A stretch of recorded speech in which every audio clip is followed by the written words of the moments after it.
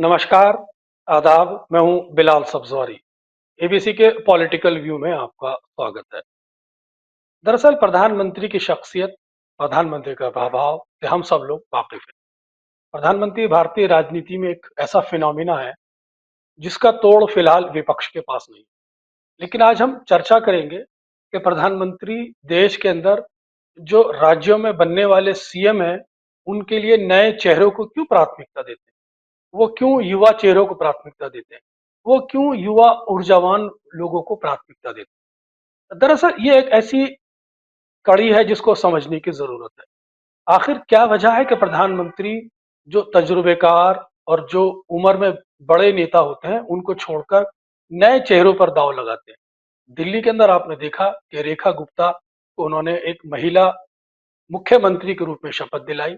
वहीं उससे पहले आप देख सकते हैं कि मध्य प्रदेश हो, चाहे वो राजस्थान हो, चाहे वो हरियाणा हो, वहां पे भी प्रधानमंत्री ने नए चेहरों को जगह देकर भारतीय जनता पार्टी को न केवल मजबूत किया, बल्कि अपनी लीडरशिप का वर्चस्व के बारे में भी देश को बता दिया। दरअसल इसके पीछे बहुत सारी वजहें हैं जिसके चलते प्रधानमंत्री जो नए चेहरों को जगह देते हैं, उसके पीछे जो रणनीति काम कर रही है उसको समझने की जरूरत है। दरअसल अगर आप इसको बहुत ही गहराई से देखें तो आमतौर पर तो ये महसूस किया जाता है कि सब युवा पीढ़ी को बागडोर इसलिए सौंपी जाती है ताकि वो बहुत ही उत्साह से काम कर सके, लीडरशिप के साथ, केंद्र के साथ तालमेल बिठा सके, साथ ही साथ नए युवाओं को, उभरते युवाओं को देश के अंदर अपने साथ जोड़ सके। ये बात ठीक है कि सब लोग इस बात से सहमत भी होंगे। लेकिन लेकिन क्या वजह है कि पुरानी पीढ़ी के हाथ से बागडोर लेकर जो नई पीढ़ी को सौंपते हैं प्रधानमंत्री, उसके पीछे बुनियादी क्या वजह है, उसके पीछे राजनीति क्या है, उसके पीछे रणनीति क्या है। दरअसल प्राइम मिनिस्टर इस चीज को बहुत ही अच्छी तरह समझते हैं कि देश के अंदर जितने भी पुराने लीडर होते हैं, स्थापित नेता होते हैं, या जिनकी राजनीति में पकड़ होती है, उनके साथ विवाद भी जुड़े होते हैं, उनकी अपनी एक गुटबंदी भी होती है। तो पार्टी को उस गुटबंदी से कैसे निकाला जाए, उन विवादों से कैसे निकाला जाए, भारतीय जनता पार्टी को विवादों से कैसे बचाया जाए। एक तो ये सोच निरंतर भारतीय जनता पार्टी के प्रमुख प्राइम मिनिस्टर नरेंद्र मोदी और अमित शाह की काम करती है कि हर एतबार से राज्यों को विवादों से दूर रखना होगा। जिसके चलते आपने देखा होगा कि राजस्थान के अंदर जो एक्सपेरिमेंट किया गया था, वसुंधरा वसुंधरा राज्य सिंधिया से कमान लेकर भजन लाल शर्मा को दी गई। वहीं मध्य प्रदेश के अंदर शिवराज सिंह से कमान लेकर मोहन यादव को दी गई थी। वहीं हरियाणा के अंदर कमान खट्टर से लेकर नायब सिंह सैनी को दी गई। तो नायब सिंह सैनी भी नए चेहरे हैं, मोहन यादव भी नए चेहरे हैं, भजन लाल भी नए चेहरे हैं, और दिल्ली के अंदर रेखा गुप्ता भी नई चेहरे हैं के रूप में देखी जा सकती है। साथ ही साथ इसकी दूसरी बानगी भी हमें समझने की जरूरत है।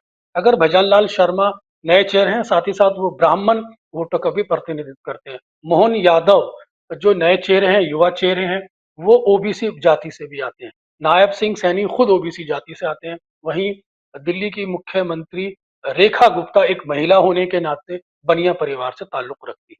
तो जहां युवा चेहरों को मौका दिया जाता है, वहीं राजनीति के अंदर जो सोशल इंजीनियरिंग का समीकरण है उसको भी साधने की कोशिश प्राइम मिनिस्टर निरंतर करते हैं। और उसकी एक बहुत बड़ी वजह यह है कि जब नए चेहरों को मौका मिलता है तो प्राइम मिनिस्टर नरेंद्र मोदी की जो भारतीय जनता पार्टी पे पकड़ होती है, जो वर्चस्व होता है, वो कायम रहता है। उनको किसी तरह का किसी कोई चैलेंज पार्टी के अंदर से नजर नहीं आता। न ही उनको किसी देने की किसी की हिम्मत होती है कि उनको किसी तरह का भी चैलेंज दे सके। लेकिन जब आप पूर्व के चेहरों की बात करें तो समय समय पर आपने देखा होगा कि शिवराज सिंह चौहान, वसुंधरा राजे, रमन सिंह, एक समय में इन लोगों की जोड़ी बन गई थी, ये चैलेंज देने लगे थे। तो ये बुनियादी वजह जिसको मैंने आपको बताने की कोशिश की है। वही नए चेहरे के साथ क्या एडवांटेज होता है, वो केंद्र का के साथ जो तालमेल की जरूरत है उसे बहुत ही सुचारू रूप से साधने में भारतीय जनता पार्टी कामयाब होती है। नेता बहुत आसानी से उसे साधने में काम साधने में बहुत ही उनको आसानी होती है। वहीं पुराने नेताओं के साथ क्या होता है, उनकी अपनी राजनीति होती है, उनके पास अपनी समझबूत होती है, उनके पास अपनी ब्यूरोक्रेट्स होते हैं। तो वो कभी कभी ना कभी केंद्र की राजनीति से टकराव के मूड में भी आ जाते हैं। तो इन सब चीजों को, इन सब पृष्ठभूमि से बचने की प्राइम मिनिस्टर इस तरह के एक्सपेरिमेंट करते आए हैं, और इसके चलते वो भारतीय राजनीति में कामयाबी हमें होते हुए दिखाई पड़ते हैं।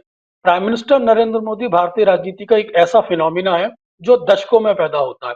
एक समय हुआ करता था कि जब इंदिरा गांधी के बारे में ये कहा जाता था कि चाहे वो किसी व्यक्ति को भी जिसको चाहे हटा दिया करती थी, जिसको चाहे वो मुख्यमंत्री की अ, कुर्सी पे बिठा दिया करती थी। वही शैली आज आप देख रहे होंगे प्राइम मिनिस्टर नरेंद्र मोदी की देखने को मिल रही है। क्योंकि भारतीय राजनीति में, खासतौर से भारतीय जनता पार्टी में जो उनका कद है, जो उनका वर्चस्व है, वो इस वक्त बिल्कुल ऐसे ही है कि उसको किसी तरह का कोई चैलेंज नहीं है, उसके सामने किसी तरह की चुनौती नहीं है।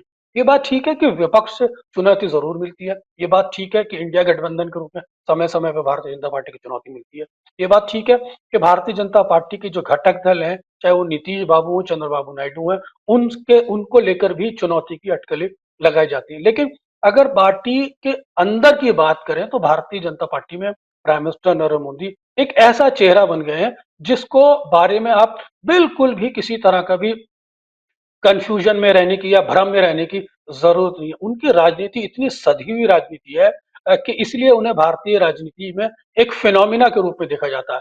फिनोमिना का मेरा अर्थ है कि एक ऐसा ऐसा भारतीय राजनीति का दर्शन जिसको सिर्फ महसूस किया जा सकता है, समझा नहीं जा सकता, या कह सकते हैं कि ऐसी प्राकृतिक घटना, एक नेचुरल उनके अंदर जो फ्लो है पॉलिटिक्स का, वो उसकी जो बानगी हमें देखने को नजर आती है, उनकी उसके माध्यम से जो उनके निरंतर वो जीतते चले आते हैं, जिसके माध्यम से वो बड़े बड़ी बाजी को पलटते हैं, जिसके माध्यम से वो अपने बूते भारतीय जनता पार्टी की रीढ़ की हड्डी बन जाते हैं। यही वो कारण है जिसके चलते उनको फिनोमिना कहा जाता है।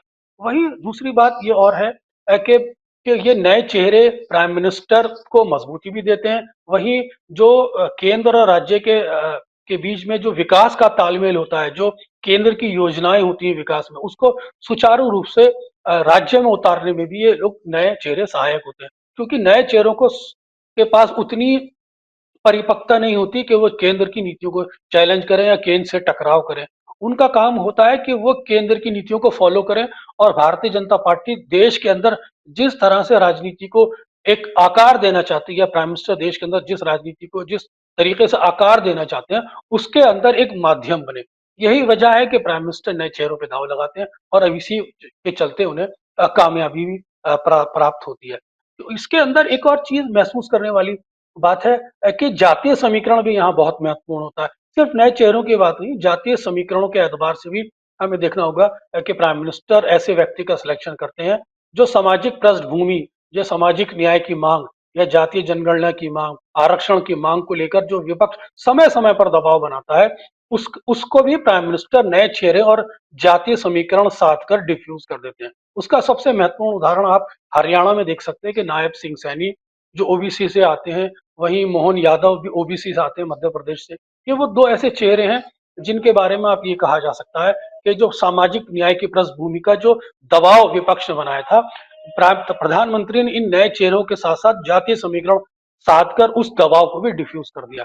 देखिए, जहां तक रेखा गुप्ता का सवाल है, तो रेखा गुप्ता अपने आप में एक ऐसा चेहरा है जिसके माध्यम से भारतीय जनता पार्टी कह सकती है कि हमने हमने एक बार फिर देश के अंदर एक महिला मुख्यमंत्री दिया। इसको एनकैश कर सकती है, इसको आसानी से भुना भी सकती है पूरे देश के अंदर। क्योंकि भारतीय जनता पार्टी के अंदर अगर आप पूर्व की बात करें तो वसुंधरा राजे ऐसी नेता थी जिन्होंने पूरे 5 साल का कार्यकाल पूरा किया था। अगर सुषमा स्वराज की बात करें तो वो पूरा 5 साल कार्यकाल पूरा नहीं कर पाई थी।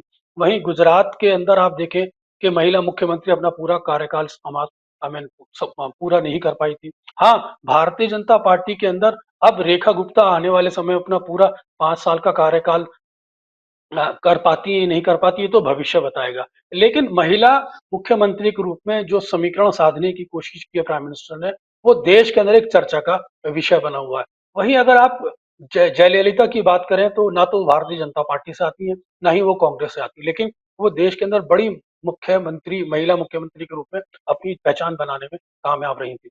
वहीं देश के राष्ट्रपति भी एक महिला महिला है, जिसके चलते प्रधानमंत्री ने उनका सिलेक्शन करके पूरे देश के आदिवासियों में, या कह सकते हैं पूरे देश आदिवासी समाज में एक बड़ा मैसेजिंग की थी। तो प्राइम मिनिस्टर नरेंद्र मोदी जिस तरह से जातीय समीकरण साधकर और नए चेहरों को मौका देकर जो एक मैसेजिंग करते हैं, यही प्राइम मिनिस्टर की अपनी एक परिपक्वता है, यही प्राइम मिनिस्टर की एक छुपी हुई रणनीति है, यही प्राइम मिनिस्टर की सब एक तरह से कह सकते हैं रणनीति की एक शक्ति शक्ति को ये दर्शाता है। वहीं इसके कुछ फ़ायदे भी हैं, इसके कुछ नुकसान भी हैं। फ़ायदों की बात तो हमने कर ली, लेकिन जब आप नुकसान की बात करते हैं तो मीन इसके ज़्यादा तो नुकसान नहीं है। अभी तक तो भारतीय जनता पार्टी को इसमें विजय ही प्राप्त होती आई है। लेकिन लाभ इसलिए इसमें ज़्यादा दिखाई पड़ते हैं क्योंकि पुरानी पीढ़ी से जब नई पीढ़ी को आप कमान सौंपते हैं, तो भारतीय जनता पार्टी के पास आने वाले समय में नए चेहरों के साथ राजनीति करने में एक लंबा रोड मैप प्राप्त होता है, क्योंकि ये जितने भी चेहरे हैं, ये 50 और 55 के एज ग्रुप के चेहरे हैं। आने वाले समय में ये 15 साल तक आसानी से राजनीति कर सकते हैं, राज्य की दिशा सुधार सकते हैं, राज्य का विकास कर सकते हैं, केंद्र के साथ तालमेल बिठा सकते हैं। तो यही प्राइम मिनिस्टर की रणनीति है। और कुल मिलाकर कह सकते हैं कि इन नए चेहरों के साथ, इन जातीय समीकरणों के साथ प्राइम मिनिस्टर न केवल अपने आप को मजबूत बनाते हैं, न केवल अंदर से अपनी चुनौती को समाप्त करते हैं, बल्कि ये कहिए कि केंद्र और राज्यों के अंदर जो विकास का तालमेल है, उसको भी बिठाने में वो कामयाब होते हैं। इसलिए इन नए चेहरों के साथ जो केंद्र का तालमेल की जो एक बानगी नजर आती है, उसी को हम डबल इंजन की सरकार भी कहते हैं। कुछ कुछ अफवाह जरूर है, जहां पर चुनौतियां जरूर मिलती नजर आती हैं, लेकिन अमित शाह और प्रधानमंत्री नरेंद्र मोदी की जो जोड़ी है, उनको आसानी से निमट लेती है। आपको हमारा ये कार्यक्रम कैसा लगा? प्रधानमंत्री की नए चेहरों पर जो सोच है, इसके बारे में आपकी क्या राय है? हमारी आपसे उम्मीद है कि अपने विचार कमेंट बॉक्स में हमें प्रदान कराते रहें। साथ ही साथ एबीसी हिंदी प्लेटफॉर्म को सभी जगह आप शेयर करते रहें, सभी जगह इसको आई मीन अपने सोशल मीडिया में आई मीन सब्सक्राइब कराते रहें, और साथ ही साथ इस चैनल को निरंतर सब्सक्राइब भी करते रहें। धन्यवाद। एबीसी हिंदी न्यूज, आज ही जुड़िए हर खबर के साथ।